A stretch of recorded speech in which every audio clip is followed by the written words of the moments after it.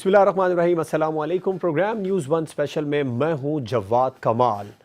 ज़िमनी मालियाती bill पर कौमी assembly में बहस जारी है और शिकवार मंजूरी भी उसकी जारी है और ऐसा लग रहा है कि हुकूमत इस बिल को कामयाब करवाने में बआसानी कामयाब हो जाएगी इस बिल को पास करवाने के लिए। लेकिन बहुत सारे सवालों में एक सवाल ये पैदा होता है कि ये मिनी बजट की मंजूरी के लिए भी हुकूमत ने जतन कितने किए, इत्तेहादियों को कितना मनाया, और इस बार तो अपने करीबी लोग भी हुकूमत से काफ़ी ज़्यादा नाराज़ नज़र आए।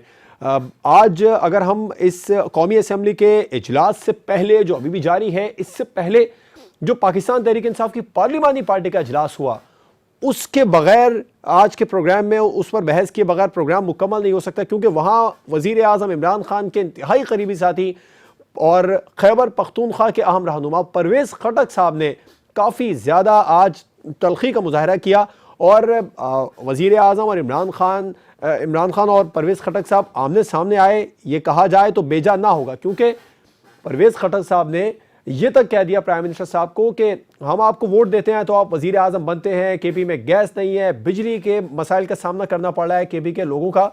और उससे पहले हम्माद अज़हर साहब से भी काफ़ी तल कलामी परवेज़ खटक साहब की हुई।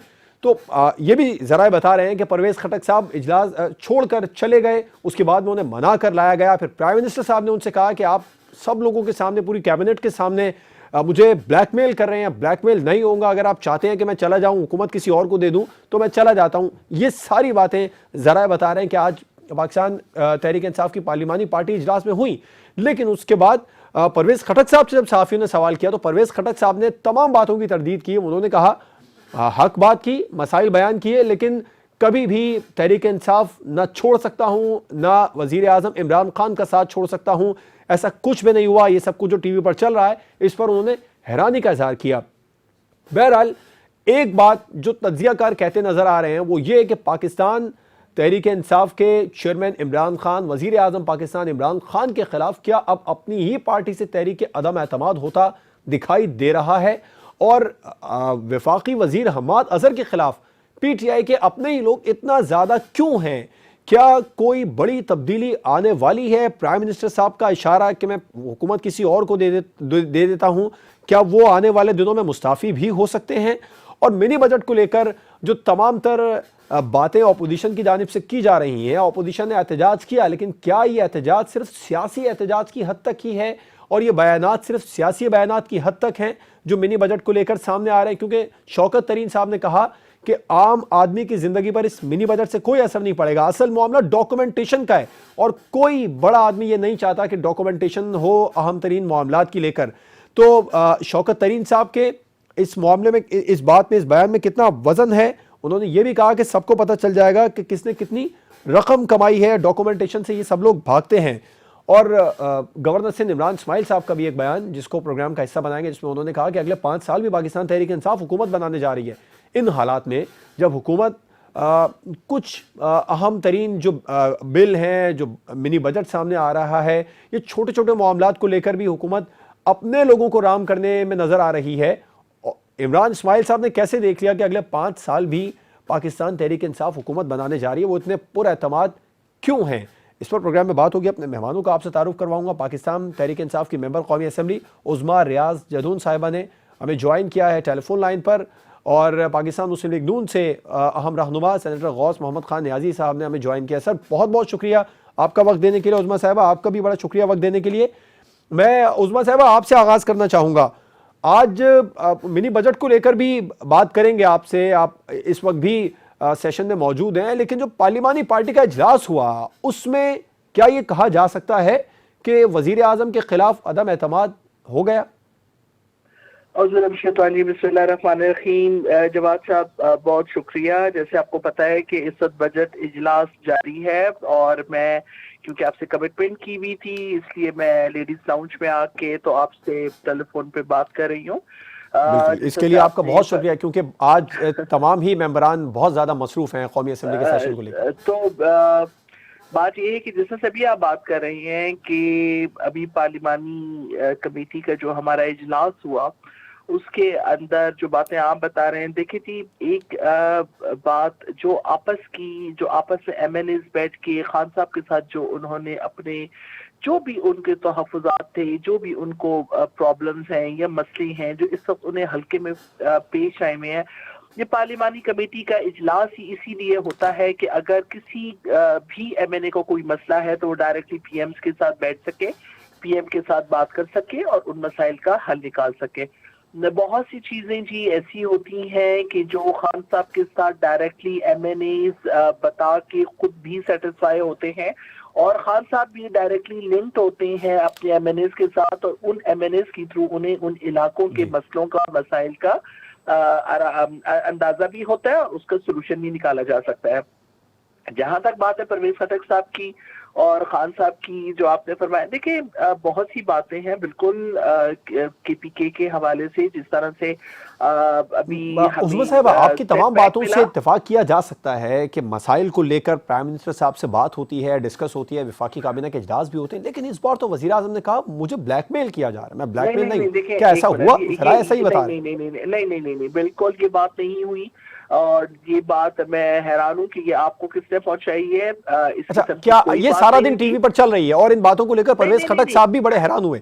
अच्छा, एक और बात, क्या बात नहीं हुई, ये ब्लैकमेल वाली बात नहीं हुई। अच्छा, ये नहीं हुई, ये हुआ है कि वजीर आजम साहब ने कहा कि मैं हुकूमत किसी और को दे देता हूं, मैं चला जाता हूं। देखिए यूं हुआ है कि कुछ मामलात के ऊपर परवेज खटक साहब ने कहा कि क्योंकि केपीके के अंदर जो इस वक्त जो सूरत हाल जा रही है उसमें कुछ चीजें ऐसी हैं जो हमारी जो अवाम है उसकी तरफ से जो डिमांड आ रही है वो बड़ी जानवर डिमांड है जिसके ऊपर ऑलरेडी काम हो भी चुका था और हमाद अजहर साहब की तरफ से थोड़ा सा काम में डिले था। तो उन्होंने इस बात पे थोड़ा फोकस किया कि जो प्रोग्राम जो हमने प्लान्स किए हुए हैं अपने लोगों को बिजली के हवाले से, गैस के हवाले से, जो हमारे पेंडिंग प्रोग्राम से उन तमाम प्रोग्राम को स्पीडी किया जाए, उन तमाम चीजों को जल्दी करके हमारे लोगों तक पहुंचाया जाए, जिसकी वजह से थोड़ा सा परवेज खटक साहब की और हमाद अजहर की मैं आपकी तरफ आऊंगा, ये जरूर जानने की कोशिश करूंगा जो केपीके के बल्दियाती इंतखाबात का पहला फेज था उसमें जेयूआई की बढ़तरी या परवेज खटक साहब का आवाज उठाना, क्या केपीके में भी कोई तब्दीली आने वाली है? मैं इस पर आऊंगा आपकी तरफ। गौस नियाजी साहब, आपके लिए सवाल है, लेकिन उससे पहले पाकिस्तान पीपल्स पार्टी की सेनेटर सहर कामरान साहिबा ने भी हमें ज्वाइन किया। बहुत बहुत शुक्रिया सेनेटर सहर कामरान साहिबा, आपका भी प्रोग्राम में वक्त देने के लिए। नियाजी साहब, एक नारा आज लगता नजर आया असेंबली में भी और पाकिस्तान मुस्लिम लीग नून की जानिब से भी, पीपल्स पार्टी की जानिब से भी अपोजिशन अरकान ये नारा लगाते नजर आए कि कदम बढ़ाओ परवेज खटक, हम तुम्हारे साथ हैं। अपोजिशन जिसकी तमाम ही जमातें एक पेज पर हैं, क्या उसे भी अब परवेज खटक के सहारे की जरूरत है?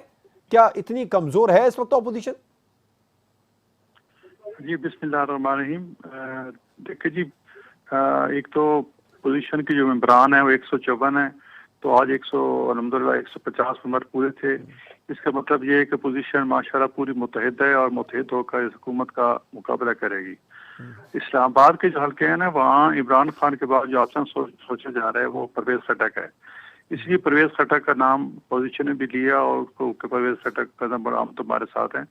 तो हर चीज जो इजलास की कार्रवाई चली है, जो जिससे खबरें बाहर आई हैं, ज़ाहिर खबरें तो सकते हैं कि परवेज खटक साहब का नाम सोचा जा रहा है इमरान खान साहब के बाद।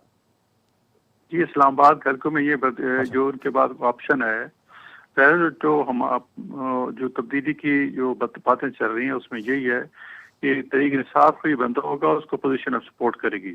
और जो इमरान खान के मुंह से आज निकल भी गया कि अपोजिशन के साथ मिलकर आप हुकूमत बना लें, तो इमरान खान को ये पता है कि मेरे बाद जो है ये तब्दीली हो सकती है, तो उन्होंने उसी की तरफ इशारा किया और वही उनके मुंह से निकला। तो वो खटक साहब भी जो है ना, वो चूंकि आज उन्होंने रिएक्शन जो दिया वो एक उसको आप लाइटली न लें कि ये एक छोटा सा झगड़ा था, ये क्या था, ये जो भी था, ये तो एक मतलब शुरुआत है और पहला स्टेप जो है वो सामने आ गया कि वाकई यानी आप समझते हैं कि बगावत का आगाज हो गया? बगावत का आगाज हो गया और नेक्स्ट जो प्राइम मिनिस्टर उसके बाद होंगे वो, और अपोजिशन का भी यही इस्तार है कि जी जो अपना प्राइम मिनिस्टर का जो कैंडिडेट हो वो केपीके से हो और पीटीआई से हो, हम उसको सपोर्ट करेंगे। देखो, हमारे जो मुख्तदिर इदारे हैं वो जिस मुल्क की माशी हालात हैं और एक बंदे की कैपेबिलिटी होती है कि जी एक वो ना पोजीशन को लेकर साथ चल सकता है, ना माशी मामला पे उसकी दस्तरस है, सिवाय वो क्रिकेट की कमेंट्री के आज इतने उसने बाउंसर मार दिए, जो छक्का मारा उसने चौका मारा, इसके सिवा उनके पास कुछ नहीं है। सोशल मीडिया पे सारी हुकूमत कायम है, ऑन ग्राउंड कुछ भी नहीं है, और महंगाई है कि दिन ब दिन बढ़ती जा रही है। और कमेंट्री के अलावा एक 22 जब जो साल ये सियासी जिद्दोजहद तो पाकिस्तान तहरीक इंसाफ खुद इमरान खान साहब कहते हैं। किसको कहते हैं? वो खुद ये कहते हैं कि मेरी 22 साल सियासी जिद्दोजहद है, और वजीर आजम बनने से पहले सिर्फ क्रिकेट कमेंट्री ही उनकी तमाम जिंदगी नहीं है। देखो जी, उन्होंने कहा था इलेक्शन से पहले कि मेरे पास 200 बंदे की एक टीम है जो मुल्क की काया पलट देगी, मुल्क में तब्दीली लाएगी। तो इनको जो बड़ी तोप थी वो असद उमर थी, और असद उमर साहब जो वजारत खजाना दी, क्योंकि सबसे बड़ी जो अहम वजारत खजाना होती है किसी मुल्क की इकानमी को चलाने के लिए, तो वजारत खजाने का रोल होता है, वही चलाती है। वो जो उनकी तोप थी वो तो पहले 3-4 महीने या 5 महीने में ही खिलाफ हो गई। उसके बाद ये सोचते रहे कि किसको बनाए फिर जाके तो IMF के पास जो जाना था, मतलब कुछ भी ये कहते हैं कि हमें ये पता नहीं था कि मईशत हमारी इतनी खराब है। आजकल भाई डिजिटल दौर है। आज मैं देख बता सकता हूँ कि हमारे पास ज़र मुबादला के ज़खायर कितने, हमारे टैक्स कलेक्शन कितनी हुई है, कितनी होने का इम्कान है, और मैं प्रेडिक्ट कर सकता हूँ कि हम 30 जून 22 तक कितना टैक्स कलेक्ट करेंगे, और आय की क्या प्राइस है, या आयल से कितना टैक्स हो रहा है, कितना लेवी लेयर टैक्स कितना क्या रेट है, ये सब चीजें जो है ये नेट पे अवेलेबल हैं। और ये कहना कि हमें तो नहीं पता था, हमारे रिजर्व कितने हैं इसका हमें नहीं पता था, ये सब चीजें इनको पता था। लेकिन इनका इतने ओवर कॉन्फिडेंट से, और खाम साहब कहते हैं कि मैंने जो 200 बंदे की टीम तैयार की है ना, वो मुल्क की काया पलट देखी, तो सब ने देख लिया कि इनकी टीम का क्या हाल हुआ, मुल्क का क्या हाल कर दिया। मतलब है क्या कि जो यूटिलिटी की चीजें देख रहे हैं ना, जो 52 रुपए से लेकर 140 तक 3-3 गुना कीमत और अवेलेबिलिटी। आजकल मैं देख रहा हूँ, मैं देहाती इलाके में रहता हूँ, इतना फर्टिलाइजर का आज मसला है ना, यूरिया खाद का, यकीन करो दिल खून का असर होता है। मेरे सामने मैंने देखा, ठीक, महंगाई का एक नया तूफान भी आने वाला है। बिल्कुल अपोजिशन इस जानिब इशारा कर रही है। मैं आपकी तरफ आऊंगा इस मामले को लेकर। मिनी बजट पर का रास्ता अपोजिशन क्यों ना रोक पाई। सहर कामरान साहिबा, परवेज खटक की जानिब ऑपोजिशन देख रही है, या जरदारी साहब का इशारा था कि हम जो इन हाउस तब्दीली लेकर आएंगे उसका आगाज हो चुका है? शुक्रिया जवाब। देखें, बात यह है कि इस वक्त जो आवाजें PTI के अंदर से उठ रही हैं, वो मेरे ख्याल में जो तब्दीली है उसका पोल खोलने के लिए काफी है। ये आवाज कभी जस्टिस वजी की थी, कभी फौजिया कसूरी की थी, कभी अकबर बाबर की थी, अभी अहमद जवाद जो है वो तमाम इनको रिवील कर रहे हैं अंदर की बातें, और किस किस्म का माहौल है और किस किस्म की प्रायोरिटीज है।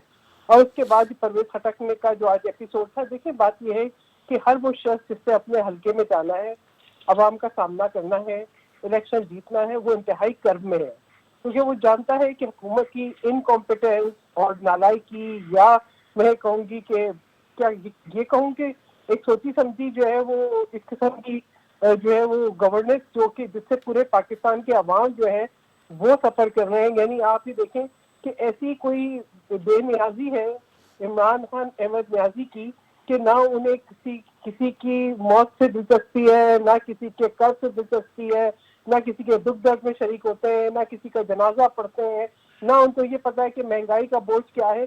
एक सिर्फ बयानात की सियासत है, और वो एक सेल्फ सेंटर्ड अप्रोच है उनकी। तो उसका सब महसूस कर रहे हैं, और वो अंदर की आवाजें आ रही हैं। देखिए, पीपल्स पार्टी की जो लीडरशिप है, स्पेशली जब आप तारिक सदर आसिफ अली जरदारी की बात करते हैं, तो वो एक बहुत ही, मैं समझती हूँ कि एक सीनियर सीजन सियासतदान है, जिनके अंदर तहम्मुल भी है, और वो बहुत अच्छे तरीके से हर चीज को ऑब्जर्व भी करते हैं, और वो जानते हैं, जो वो पहले दिन से कह रहे थे कि इनको हम नहीं गिराएंगे, ये अपने बोझ तले गिरेंगे, तो वो आज नजर आ रहा है कि ये अपने बोझ तले गिर रहे हैं। आज जो जुल्म हुआ है पाकिस्तान के अवाम के साथ, ये हर रोज जो कीमतें बढ़ रही हैं, ये जो साल 9 का आगाज जो है वो 4 रुपए डीजल और पेट्रोल की कीमत बढ़ा के हुआ था, ये जो जिस तरीके से जो है आप ये देखें कि एग्रीकल्चर सेक्टर हमारा तबाह हो रहा है, जिस तरीके से यूरिया नायाब है, इससे पहले DAP 10-11 हज़ार तक गई, फूड सिक्योरिटी का एक चैलेंज हम फेस करने वाले हैं। इन तमाम चीजों को जो शख्स नहीं समझता, वो आज वजारत उस्मा की जो है वो गद्दी पे बरजमान है। तो सहर साहिबा, जरदारी साहब के बयान को अगर सामने रखें तो क्या इन हाउस तब्दीली का आगाज हो गया? परवेज खटक साहब ने जो आज जिस तरह मामला चला PTI की पार्लिमानी पार्टी इजलास में। देखिए, बात यह है कि परवेज खटक साहब को जो है ना, अब अगर उन्होंने एतराज उठाया था और उनको एहसास था, वो समझते थे कि गलत हो रहा है, तो he should have been standing on his word. He should have stood on his words. लेकिन वो तो क्या पीपल्स क्यों पार्टी किसी आके फॉरवर्ड ब्लॉक बैठे- बनने का इंतजार कर रही है? जी कोई किसी फॉरवर्ड ब्लॉक का इंतजार कर रहे हैं आप लोग? देखिए, मुझे हम नहीं इंतजार कर रहे हैं, हमें तो पता है कि ये अंदर की, इसलिए कि ये वो कहते हैं ना भानमती का कुंभा है, कहीं की ईंट कहीं का रोड़ा, उससे कहीं ना कहीं वो जो है ना वो इस तरह का वो जो है उनकी हंडिया कहीं बीच चौराहे में ही फुटेगी।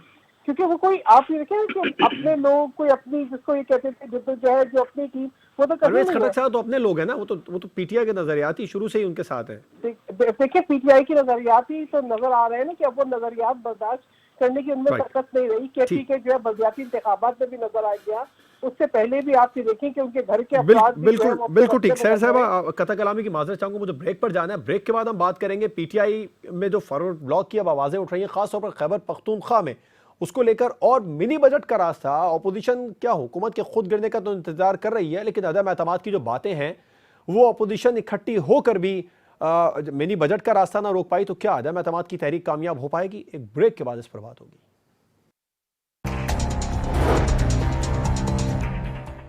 Welcome back. अपोजिशन मुत्तहिद होकर भी मिनी बजट का रास्ता, ज़िमनी मालियाती बिल का रास्ता न रोक पाई है, तो जो अदम एतमाद की तहरीक जिसका इंतज़ार किया जा रहा है, और ख़बरें ये भी हैं कि जो पीडीएम है वो भी अब तहरीक अदम एतमाद पर सोच रही है, तो क्या तहरीक अदम एतमाद कामयाब कर पाएगी अपोजिशन मिलकर? क्योंकि आज मिनी बजट का रास्ता तो अपोजिशन नहीं रोक पाई है।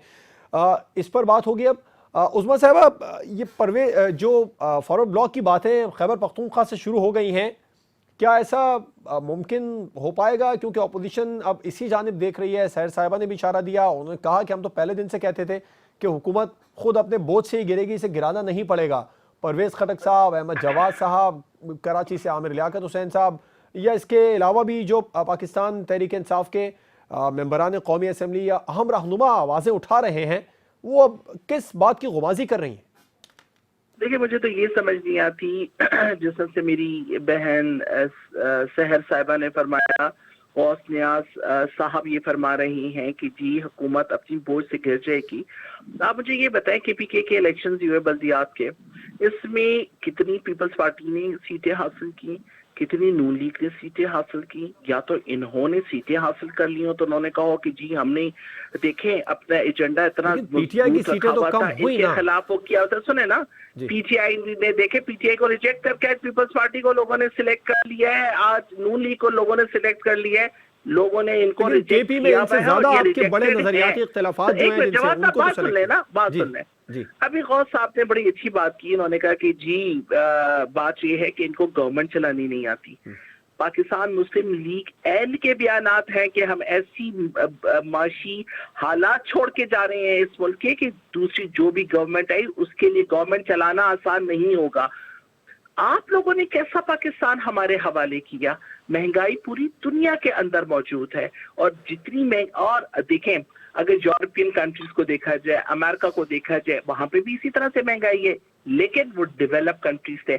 आया 70 साल आप लोगों ने हुकूमत की, पाकिस्तान को इस काबिल आप लोगों ने छोड़ा हुआ था? आपने कौन सा हमें अमेरिका के मुकाबले का पाकिस्तान दिया हुआ था, यूके के मुकाबले का आपने पाकिस्तान दिया हुआ था? बड़ा डेवलप आपने पाकिस्तान को डेवलप करके पीटीआई के हवाले आपने किया, और पीटीआई ने खुदा ना खासा पाकिस्तान को खराब करके रख दिया। 9 दफा पीपल्स पार्टी आईएमएफ की तरफ गई है, 4 दफा पाकिस्तान मुस्लिम लीग आईएमएफ की तरफ गई है। उसके अलावा जो दूसरी हुकूमतें थी वो आईएमएफ की तरफ गई नहीं थी। ये कर्जे इन लोगों के लिए भी हैं, उस पर चढ़ावा सूद इन लोगों का लिया हुआ है। आज पीटीआई को इन लोगों के कर्जे अदा करने पड़ रहे हैं और सख्त तरीन शराइत कबूल करनी पड़ रही है। आज आईएमएफ की डिमांड के ऊपर ये मनी बजट हमको लाना पड़ा। बात यह है जवाद साहब, जब तक कोई भी मुल्क आईएमएफ के कर्जे से नहीं निकलेगा वो फ्री इकोनॉमिक पॉलिसी नहीं बना सकता। इस वक्त आईएमएफ की इतनी खान साहब के ऊपर एक प्रेशर था कि जी आपने सब्सिडीज लेनी है। ये क्या ये सारा ये सिस्टम है? ये सिस्टम सिर्फ और सिर्फ खान साहब को बदनाम करने के लिए, खान साहब की हुकूमत को खराब करने के लिए ये तमाम चीजें की जा रही हैं।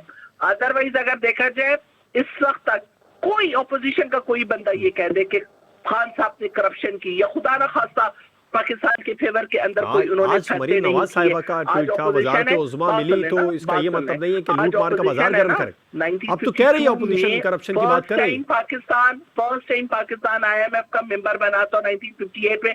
पहला कर्जा $35,000 लिया गया। वो $35,000 वापस करने की जगह आज आप देख ले अरबों खरबों के हम मकरूज होके रह गए हैं। और ये मकरूज करने वाले क्या PTI थे या मकरूज करने वाले यही दो जमातें थी, पाकिस्तान मुस्लिम लीग N और पाकिस्तान पीपल्स पार्टी। आज यहाँ पे बैठ के ऑब्जेक्शन करना तो इनके लिए बहुत आसान है, लेकिन इन्होंने आया क्या किया पाकिस्तान के लिए? तबाहल इकोनॉमी उठा के आपने PTI को दी, और उसके बाद आज हमारे साथ बैठे जिस वक्त ये अभी बात हुई हो रही है ना कि इस वक्त मैं असेंबली में बैठी हुई हूँ और इस वक्त मिनी बजट के ऊपर सारी बहस शुरू हुई है। तो आप लोग जिस वक्त हम मिनी बजट हम पेश कर रहे थे, उससे पहले हमने 10 दफा ऑपोजिशन को बुलाया कि बैठे जी आपस में बात करते हैं, इसके अंदर जो आप लोग अमेंडमेंट लाना चाहते हैं बयान करें। किसी चीज में ये लोग शामिल नहीं हुए। फौरन उठते हैं, कोरम पॉइंट आउट करते हैं और निकल के ये लोग चले जाते थे। इन लोगों ने कौन सा पाकिस्तान के लिए, पाकिस्तान की आवाम के लिए सोचा? नियाज़ी साहब, आप लोगों ने पाकिस्तान के लिए जो किया, जिस पर उज़्मा साहबा कह रही है कि IMF के पास तो आप लोग भी गए, और जो महंगाई का जो इस वक्त मसला है वो पूरी दुनिया का मसला है, तो मसाइल हमारे लिए छोड़ के गए, वो सब आपके ही छोड़े हुए हैं। तो एक तो ये, एक और मेरा सवाल ले लीजिए, वो ये कि मिनी बजट रोकने में नाकाम ऑपोजिशन क्या तहरीक अदम एतमाद कामयाब करवा लेगी? जी बिल्कुल। आपके देखिए जी, इन्होंने एक बात की कि जी इन्होंने कि हमने खुद कहा था कि मुईशत को इतना बुरा छोड़ के गए हैं कि इनकी संभल नहीं सकेगी। ये देखो ना, इल्ज़ाम लगाना और तोहमत लगाना, बोतान लगाना, ये इनका वतीरा है। हमने कब कहा था कि हम इतनी पूरी मुईशत छोड़ गए? हमारे तो सागदार है, तो 24 अरब डॉलर जो था वो जो है वो 12,000 छोड़ के गए थे। उसके बाद आपकी ये नलायकी क्या स्टॉक मार्केट और जो रुपए को अपने डीवैल्यू किया, और जो इक़दाम की गैर तजर्बाकार आपकी सारी टीम थी, और उन्होंने मुईशत का बेड़ा गर्क कर दिया। चलो, हमारी गलती थी कि हम IMF के पास गए। आप क्यों गए? ठीक है, आप खान साहब 6 में डट के खड़ा है। कप्तान साहब डटे खड़े रहे, और जब पता चला कि हमारी मुईशत बिल्कुल बैठ गई, तो फिर IMF के मिनते तरले, और जो लोन को जो आसान शरायत मिलने थे, वो कितने उन्होंने महंगे लोन लिए और इतनी सख्त शरायत पे लिए।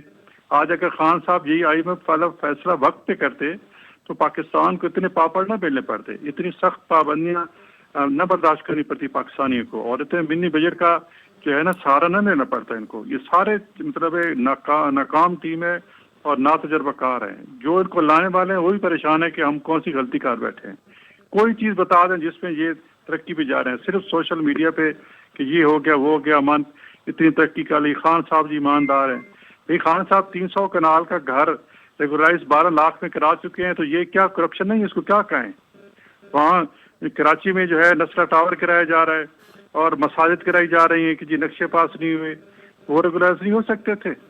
और ये जो खान साहब का 12 लाख में जो उन्होंने रेगुलर कर दिया क्या, तो इसको क्या करप्शन नहीं कहेंगे?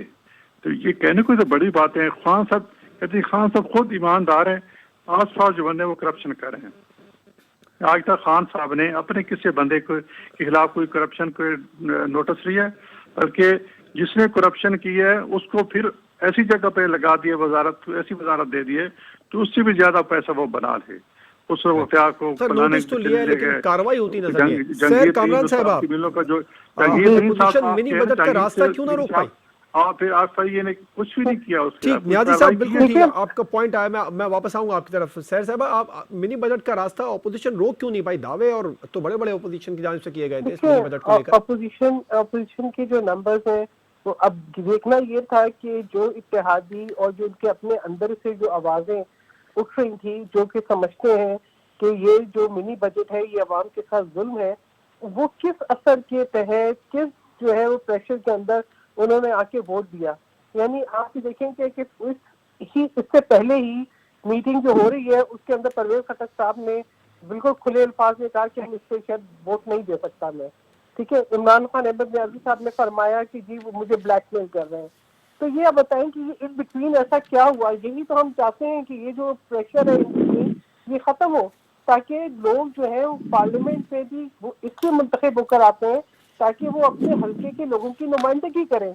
जी। वो इसलिए आते हैं ताकि वो लोगों के अवाम के इंटरेस्ट को जो है सिक्योर करें। इसलिए नहीं आते कि वो किसी प्रेशर के तहत किसी वजह से जो है वो एक ऐसा मनी बिल पास कर दें जो कि पाकिस्तान में आइंदा आने वाले दिनों में मजीद तबाही और मजीद जो है महंगाई का तूफान लेकर आएगा। इन्फ्लेशन ऑलरेडी डबल डिजिट में है, राइट। लोगों के लिए ऑलरेडी जीना मुश्किल है। तो ऐसे वक्त के अंदर जहां हर रोज बिजली और हर रोज फ्यूल की कीमत बढ़ती है, ठीक। वहां पर इस मिनी बजट का आना जहां और उसके होने वाली महंगाई का सामना करना आसान नहीं था। अभी जो लेकिन बात आसान नहीं था, लेकिन सैयद साहिबा उसके बावजूद भी हुकूमत ये दावा करती नजर आ रही है। इमरान इस्माइल साहब जो गवर्नर सिंध, उन्होंने कहा हम अगले 5 साल भी हुकूमत बनाएंगे। मुझे ब्रेक के लिए इजाजत दीजिए, उसके बाद मैं आपसे ही शुरू करूंगा ब्रेक के बाद कि गवर्नर सिंध इतने पूरा एतमाद क्यों हैं और अपोजिशन क्या हुकूमत को इस दावे में नाकाम करती नजर आएगी। ब्रेक के बाद पर बात होगी।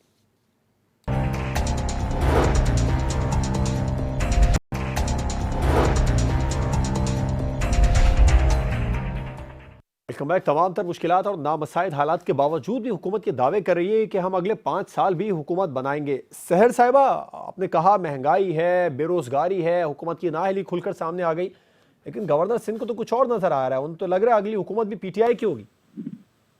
देखिए, बात ये कि इनको तो बहुत कुछ नजर आ रहा था। आप मुझे एक बात बताएं कि वो तमाम बातें जो आज तक इमरान खान साहब ने कही हैं, जो उनके जो साथियों ने कही, उनमें से कोई पूरा हुआ? क्या कोई IMF से कर्जा लेने पे किसी ने खुदकुशी की? क्या मुल्क के अंदर कोई ऐसी तब्दीली, जिसका मतलब तब्दीली कहे, वो आई? क्या कोई रियासत मदीना की तर्ज के ऊपर कोई इंसाफ, अदल इंसाफ का निजाम कायम हुआ? आपको कहीं पे जो है वो आपको ये नजर आया कि पाकिस्तानी पासपोर्ट की कदर बढ़ गई हो, या आपको ये नजर आया हो कि यहाँ पे कोई नौकरियां जो है वो 1 करोड़ आ गई हो और 50 का घर बन गया हो?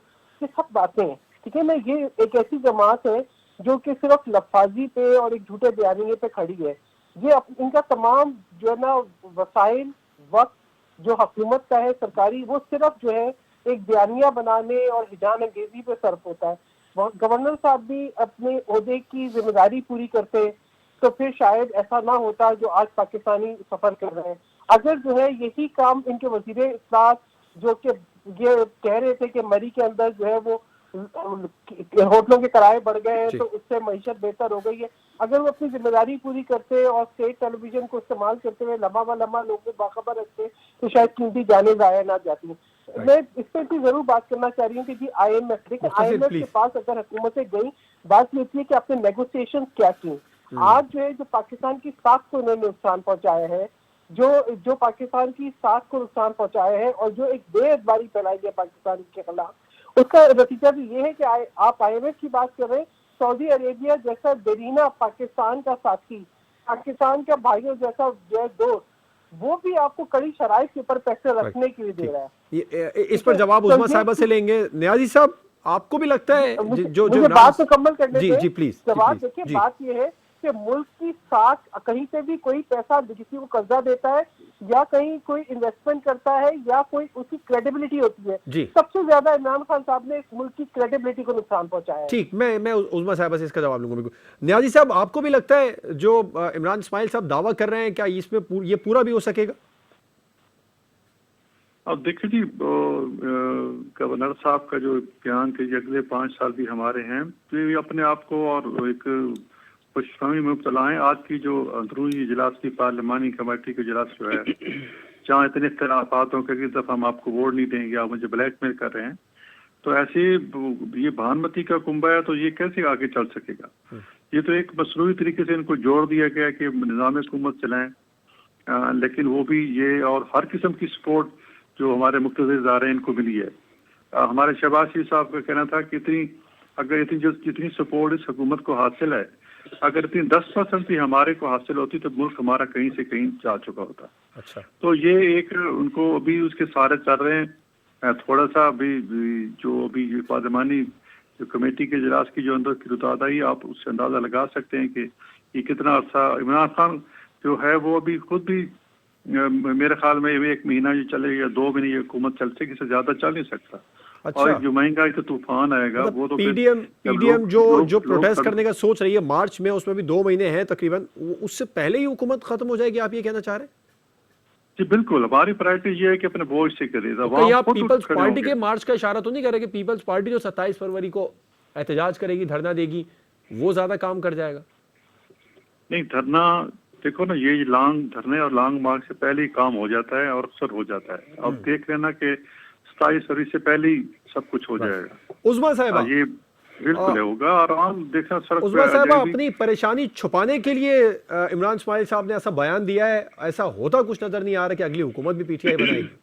देखिए जी, मैं तो इन लोगों पे हैरान हूँ और मैं इन लोगों की तारीफ भी करूंगी, गौस न्याजी साहब की भी तारीफ करूंगी, सहर साहिबा की भी तारीफ करूंगी कि इन लोगों को इनके पार्टी लीडर बहुत अच्छे ख्वाब दिखाते हैं और ये ख्वाबों के अंदर रहने से कुछ खुश भी नजर आते हैं। हाँ, हुकूमत चली जाएगी, हुकूमत ये हो जाएगी, हुकूमत वो हो जाएगी। जब से हुकूमत बनी है पीडीएम ने दिन रात एक कर दिए कि किसी तरह से इस हुकूमत को हटा दिया जाए। हटाते रहे इस हुकूमत को। पीडीएम आपस में तो मुत्तहद हो नहीं रही है, एक दूसरे को ये मान नहीं रहे हैं। ये कहाँ इन तिलों में तेल है जी कि जो इस हुकूमत को गिरा सकते हैं, ये इस हुकूमत को हटा सकते हैं। हाँ, हुकूमत खुद ही गिर जाएगी ना, हमें जरूरत नहीं पड़ेगी। सकते हैं, होने दे खुश, इनके खुश होने में कोई वो तो नहीं है, चले इसी तरह से खुश हो जाए। वरना 3 साल हुकूमत अल्हम्दुलिल्लाह गुजार दिए, आगे भी इंशाअल्लाह ताला जी 2 साल जो बच गए हैं हमारे, वो भी हम इंशाअल्लाह ताला बहुत 2 सालों के बाद अगले 5 साल भी क्या पीटीआई के? इनको चाहिए है। उस्मा साहिबा, इस वक्त सवाल, उस्मा साहिबा कथा कलामी की माजरत, मुझे मैं एक्चुअली सवाल ये था कि आपने अगले 2 साल की बात की, न्याजी साहब तो अगले 2 महीने की भी बात नहीं कर रहे, और जो इमरान इस्माइल साहब है वो उन 2 सालों के बाद अगले 5 सालों की भी बात कर रहे हैं। इंशाल्लाह जी, अगले 5 साल भी इंशाल्लाह ताला इमरान खान साहब को मिलेंगे। ठीक, और ये जो प्रोग्राम का वक्त खत्म हुआ, इंतहाई माजरत चाहूंगा उस्मा रियाज बदून साहिबा, गौस मोहम्मद खान न्याजी साहब और सेनेटर सहर कामरान साहिबा हमारे साथ प्रोग्राम में मौजूद थे। आप तीनों मेहमानों का बहुत शुक्रिया। प्रोग्राम आपने देखा नाज़रीन, अपोजिशन का एहतजाज की तैयारी करना और हुकूमत का, अपने लोगों का हुकूमत के खिलाफ बोलना, अपोजिशन की जानिब से हुकूमत गिराने के दावे करना। ऐसे में अगले 5 साल या अगला टेनोर भी हुकूमत का ये कहना कि पाकिस्तान तहरीक इंसाफ ही हुकूमत बनाएगी, किसी दीवाने के ख्वाब से कम नहीं है। इजाज़त दीजिए, अल्लाह हाफिज़।